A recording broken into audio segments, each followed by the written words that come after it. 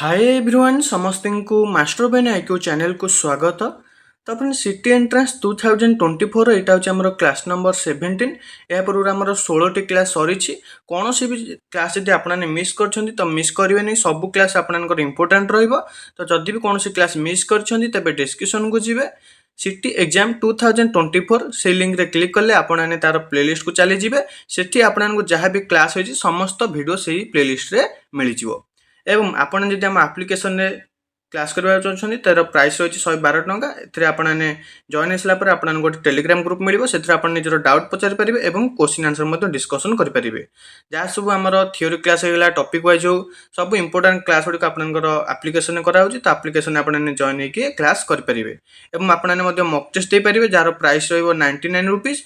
यह द्वारा आपने टॉपिक वाइज क्यों क्वेश्चन केमी आसो से जानीपर मक टेस्ट दे पारे। Topic wise full length mock test दे पारे मात्र 99 टंकार। जदि आपने आप्लिकेसन क्लास करने चाहते और मक टेस्ट देवाक चाहते तेज यही नंबर में मेसेज करूँ 9861982155। यही नंबर में मेसेज कले आपने क्लास करेंगे और जॉइन हो पारे। एवं आमर टेलीग्राम ऑफिशियल चैनल लिंक आपको डिस्क्रिप्शन में मिल जाव से जॉइन हो इंपोर्टाट इनफॉरमेशन अपडेट गुड़िक सब आपने से पाइपर। तो आम ओडिया ग्रामर आज भिडियो ओडिया ग्रामर डिस्कसन करवा। Social science class, reasoning class, teaching aptitude बहुत गुड़े क्लास आम सरला तो जदि देखी ना प्लेलिस्ट जाकि चेक करने। तो रही कोपत पक्षी निरीहता प्रसिद्ध। यही वाक्य निरीहता हूँ एक पचार आपंकर निरीहता जो रही निरीहता यहाँ कौन हम सर्वनाम ना विशेषण ना अव्यय ना गुणवाचक विशेष्य कौटा हो राइट आंसर। कोपत पक्षी निरीहता प्रसिद्ध एथिरे निरीहता जो रही कौन हो तार राइट आंसर कौन हो ना राइट आंसर हो गुणवाचक विशेष्य। आम जाने पद आमर केते प्रकार पद आमर 5 प्रकार विशेष्य, विशेषण, सर्वनाम, अव्यय एवं क्रिया। ये आमर विशेष्य हूँ 5 प्रकार। सेमती आमर विशेष्य को बहुत भाग में व्यक्त कराई जमी आम कहीपर नामवाचक व संज्ञावाचक, गुणवाचक, अवस्थावाचक ये आमर विशेष्य को विभागकरण कराई। तो यहाँ निरीहता आमर कौन हो ना आमर हो गुणवाचक विशेष्य। नेक्स्ट क्वेश्चन को जीवा कौन सी पद बा वाक्य बदल जहाँ व्यवहृत हुए ताकू कौन कहती। गोटे पद बा वाक्य बदल आम जहाँ व्यवहार करें कौन कही था सर्वनाम ना विशेषण ना विशेष्य ना अव्यय क्या कहवा आम जहाँ आम पद बा वाक्य बदल व्यवहार कर। तो राइट आंसर कौन हो सर्वनाम हो राइट आंसर। आम जाने विशेष्य कौन सी पद बदल आम सर्वनाम को व्यवहार कर। नेक्स्ट क्वेश्चन को जीवा रही अयन, वर्म, सरणी इत्यादि केउं शब्दर प्रतिशब्द अटे। पाहाच ना बाट ना सीढ़ी ना पोखरी कौटा हो राइट आंसर।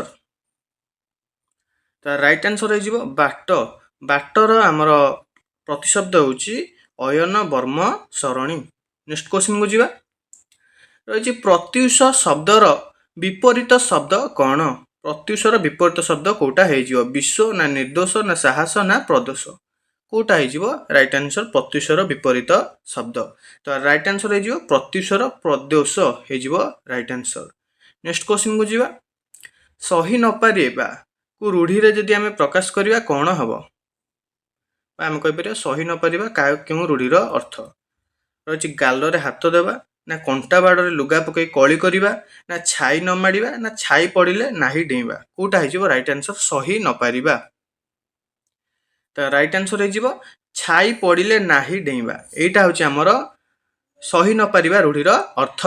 नेक्स्ट क्वेश्चन को जीवा रही पर लगी पुआ मुंड छुईबा रूढ़ीर अर्थ कौन। जो पर लगी पुआ मुंड छुईबा रूढ़ीर अर्थ कौन विस्मय प्रकाश करवा ना खुशामत करवा ना आमर आदम संपर्क न रखा ना अन्य जीवन मूर्छिवा कौटा हो राइट आंसर पर पुआ मुंड छुईबा। राइट आंसर कौन हो अन्य जीवन मूर्छिवा पर लोकों से मुंड छुईला ताने अन्य जीवन मूर्छिवा। जदि रूढ़ी लोक मैंने थर लेखे पढ़ी दौरान ऑप्शन देखिए आपको करेंगे। रही नीरव शब्दर व्युत्पत्ति संधि विच्छेद करवा केउटे हो राइट आंसर नीरव। तो राइट आंसर कौन हो निहि युक्त रव हो आमर नीरव। नेक्स्ट क्वेश्चन को जीवा रही शरत काल आसिला और आकाश निर्मल जह्न शोभा पाइला यह केउं वाक्य। ଶରତ କାଳ ଆସିଲା ଓ ଆକାଶରେ ନିର୍ମଳ ଜହ୍ନ ଶୋଭା ପାଇଲା। ଏହା କେଉଁ ବାକ୍ୟ ହେବ? ଆମେ ଜାଣିଛେ ଦୁଇଟି ସରଳ ବାକ୍ୟ ଯଦି ଆମର ଓ ଏବଂ ଏଇଭଳି ଅବ୍ୟୟ ଦ୍ୱାରା ଆଡ୍ ହେଉଛନ୍ତି ତାକୁ ଆମେ କ'ଣ କହିବା? ଯୌଗିକ ବାକ୍ୟ ବୋଲି କହିବା। ଏଠି ଆମର ଶରତ କାଳ ଆସିଲା ଗୋଟେ ସରଳ ବାକ୍ୟ, ଆକାଶରେ ନିର୍ମଳ ଜହ୍ନ ଶୋଭା ପାଇଲା ଇୟା ଗୋଟେ ସରଳ ବାକ୍ୟ। ଓ ଦ୍ୱାରା ଆଡ୍ ହେଲେ ତେଣୁ ୟାକୁ ଆମେ କ'ଣ କହିବା? ଯୌଗିକ ବାକ୍ୟ। ଜଟିଳ କ'ଣ ନା ଆମର ଗୋଟେ ବାକ୍ୟ ଅନ୍ୟ ଗୋଟେ ବାକ୍ୟକୁ ଅପେକ୍ଷା କରିଥିବ। ସରଳ ଆମେ ଜାଣିଛେ ଗୋଟିଏ ମାତ୍ର ସମାପିକା କ୍ରିୟା ଥିବ, ତାପରେ ଜଟିଳ ସରଳ ଯୌଗିକ ଏସବୁ ମିଶିକି ଆମର କ'ଣ ହେଇଥିବ? ମିଶ୍ର ବାକ୍ୟ ହୋଇଥିବ। ନେକ୍ସଟ କ୍ୱେଶ୍ଚିନ୍ ହେଉଛି କେଉଁ ଶବ୍ଦରେ ଅତି ଉପସର୍ଗ ଲାଗି ନାହିଁ? ଆମେ ଜାଣିଛେ ଉପସର୍ଗ ଆମର କେଉଁଠି ବ୍ୟବହୃତ ହୁଏ? ନା ବାକ୍ୟର ଯେଉଁ ଶବ୍ଦର ପୂର୍ବରେ ବ୍ୟବହୃତ ହୋଇଥାଏ। ଉପସର୍ଗ ଆମର କେତୋଟି? 20ଟି। ଏବଂ ଉପସର୍ଗର ଅନ୍ୟ ନାମ କ'ଣ? ପୂର୍ବ ପ୍ରତ୍ୟୟ। ଏଠି ଆମକୁ ପଚାରିଛି ଅତି ଉପସର୍ଗ କୋଉଠି ଲାଗି ନାହିଁ। ତ ଦେଖି ଆପଣ ଜାଣିପାରୁଥିବେ ଅଧିପତି। ଏଠି ଆମର କୋଉ ଉପସର୍ଗ ଲାଗିଛି? ଅଧି ଉପସର୍ଗ ଲାଗିଛି। ଆଉ ସବୁଠି ଆମର ଅତ୍ୟନ୍ତରେ ଅତି ଉପସର୍ଗ, ଅତୀତରେ ଅତି ଉପସର୍ଗ, ଅତ୍ୟାଚାରରେ ଅତି ଉପସର୍ଗ। ନେକ୍ସଟ କ୍ୱେଶ୍ଚିନକୁ ଯିବା। ମୁଁ ଅତି ସହଜରେ ଏହା କରିପାରିବି। ଏହି ବାକ୍ୟରେ ସହଜରେ କେଉଁ ବିଭକ୍ତି ଲାଗିଛି? ଏ ଯେଉଁ ସହଜରେ ଏଇଟା କେଉଁ ବିଭକ୍ତି? ଆମେ ଜାଣିଛେ ବିଭକ୍ତି ଆମର କେତେ ପ୍ରକାର? 7 ପ୍ରକାର। କାରକ 6 ପ୍ରକାର। ବିଭକ୍ତି 7 ପ୍ରକାର କ'ଣ କ'ଣ? ପ୍ରଥମା, ଦ୍ୱିତୀୟା, ତୃତୀୟା, ଚତୁର୍ଥୀ, ପଞ୍ଚମୀ, ଷଷ୍ଠୀ, ସପ୍ତମୀ। ସବୁ ବିଭକ୍ତିର ଆମେ ଜାଣିଛେ ପ୍ରଥମ ବିଭକ୍ତି ହେଉଛି ଟିଟାଏ, ଗୁଡ଼ିଏ, ଗୁଡ଼ାକ। ଦ୍ୱିତୀୟ ବିଭକ୍ତି ହେଉଛି କୁଙ୍କୁ, ମାନଙ୍କୁ। ତୃତୀୟ ବିଭକ୍ତି ହେଉଛି ରେ ଦ୍ୱାରା, ମାନଙ୍କ ଦ୍ୱାରା। ଚତୁର୍ଥୀ ବିଭକ୍ତି ହେଉଛି ପାଇଁ, ନିମିତ୍ତ, ଅର୍ଥରେ। ପଞ୍ଚମୀ ହେଉଛି ରୁ ଠାରୁ, ମାନଙ୍କ ଠାରୁ। ଷଷ୍ଠୀ ହେଉଛି ଆମର ରଙ୍କର, ମାନଙ୍କର। ସପ୍ତମୀ ହେଉଛି ରେ ଠାରେ, ମାନଙ୍କ ଠାରେ। ତ ଆମକୁ ଏଠି ଦେଇଛି ସହଜରେ। ଏଇଟା ଆମର କୋଉ ବିଭକ୍ତି ହେଉଛି? ତୃତୀୟ ବିଭକ୍ତି ରେ ଦ୍ୱାରା, ମାନଙ୍କ ଦ୍ୱାରା। ତ ରାଇଟ୍ ଆନ୍ସର କ'ଣ ହେଇଯିବ? ତୃତୀୟ ବିଭକ୍ତି ହେଇଯିବ ରାଇଟ୍ ଆନ୍ସର ସହଜରେ। ଆମେ ଜାଣିଛେ ଯାହା ଦ୍ୱାରା କ୍ରିୟାଟି ସାଧିତ ହୁଏ ତାକୁ ଆମର କ'ଣ କୁହାଯାଏ? କରଣ କାରକ ବୋଲି କୁହାଯାଇଥାଏ। ତାପରେ ସେ ମୋ ସାଥିରେ ବହୁତ ଖେଳ ଖେଳିଲା। ଏହା କେଉଁ ପ୍ରକାର ବାକ୍ୟ? ଦେଇଛି ଅକର୍ମକ ନା ଦ୍ୱିକର୍ମକ ନା ସକର୍ମକ ନା କୌଣସିଟି ନୁହେଁ। କୋଉଟା ହେଇଯିବ ରାଇଟ୍ ଆନ୍ସର? ସେ ମୋ ସାଥିରେ ବହୁତ ଖେଳ ଖେଳିଲା। କୋଉଟା ହେଇଯିବ ରାଇଟ୍ ଆନ୍ସର? ସକର୍ମକ, ଅକର୍ମକ, ଦ୍ୱିକର୍ମକ ଦେଇଛି ମାନେ ଆପଣ ଫାଷ୍ଟ ଦେଖିବେ କର୍ମ ଅଛି ନା ନାହିଁ।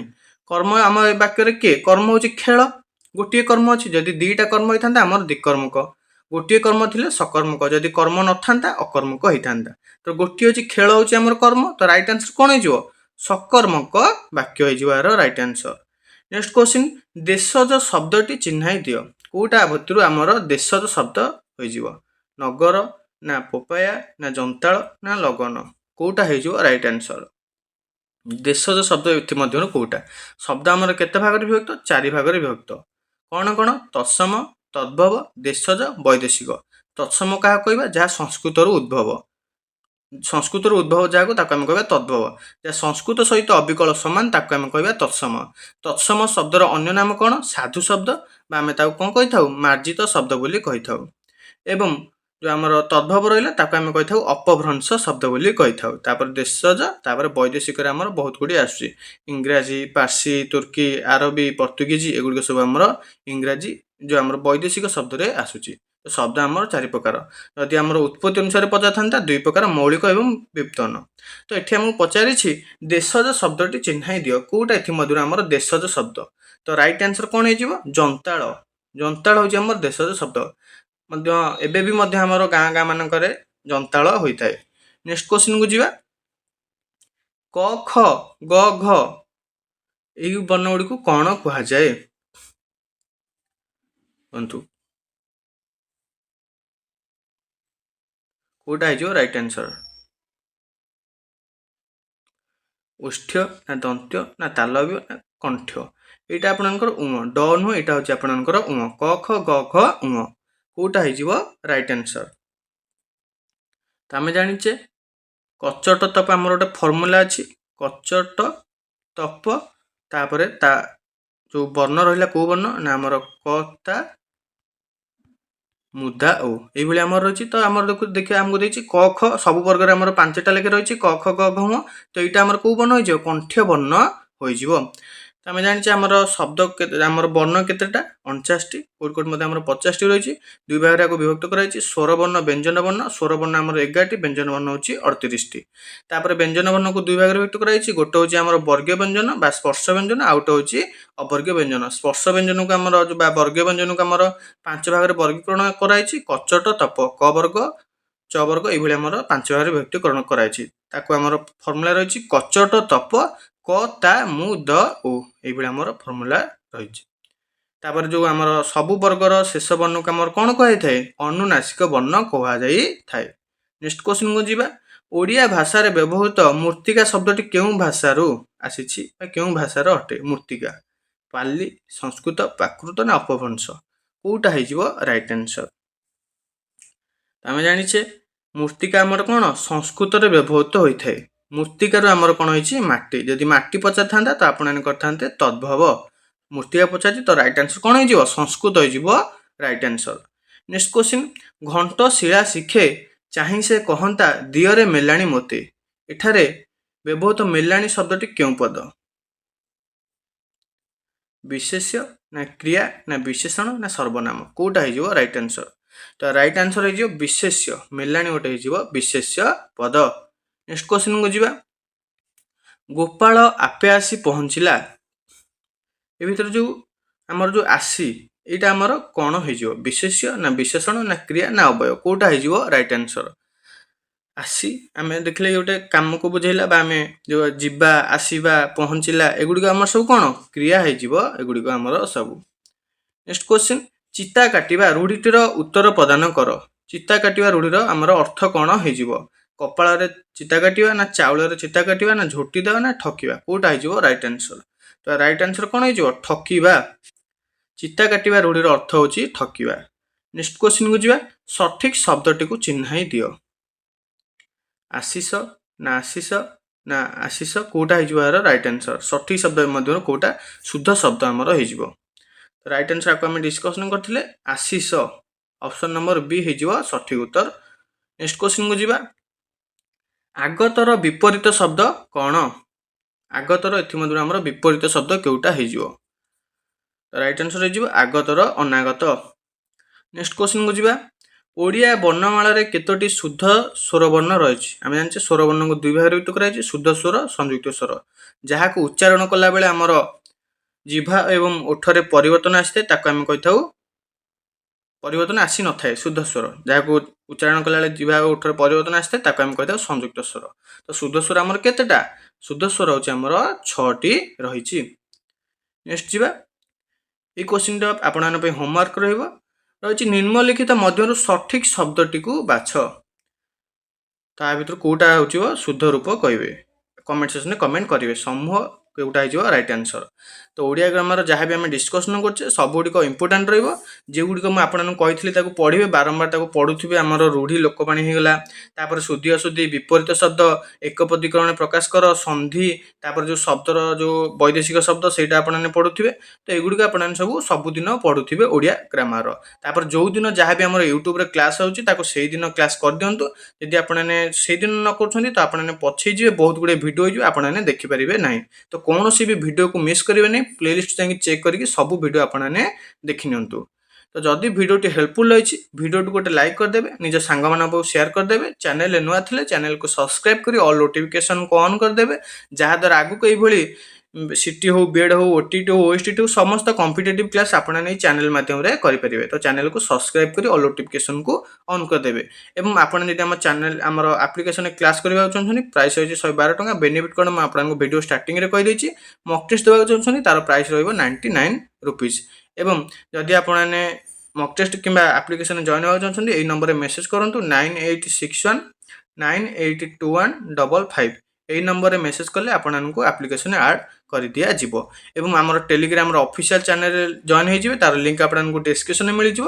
ইম্পর্টাট ইনফরমেশন অপডেট গুড়িক আপনার সব সেতিরে পাইপারিবে।